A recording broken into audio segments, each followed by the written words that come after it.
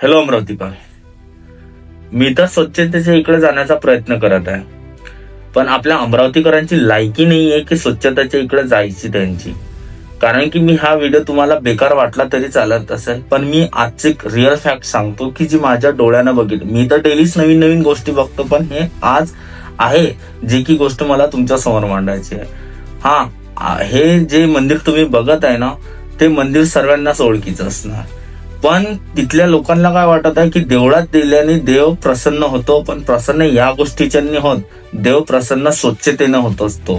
तर बघा तुम्ही की मंदिराचा जो फुलं हार चढवतात ना, ते नाल्याच्या बाजूला फेकलेले आहे. तुम्ही ते एका सडलेल्या गटाराच्या इकडे फेकलेले आहे ते फुलं गिलं देवाचे.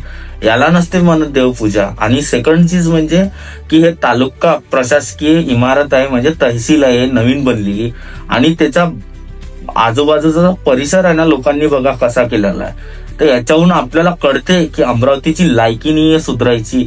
मी तर प्रयत्न करत आहे, पण अमरावतीकरांना सर्वांना विनंती, हात जोडून स्वच्छतेच्या इकडे लक्ष द्या, अमरावतीच्या क्लिनिंगच्या इकडे लक्ष द्या. हा व्हिडिओ जास्तीत जास्त शेअर करा.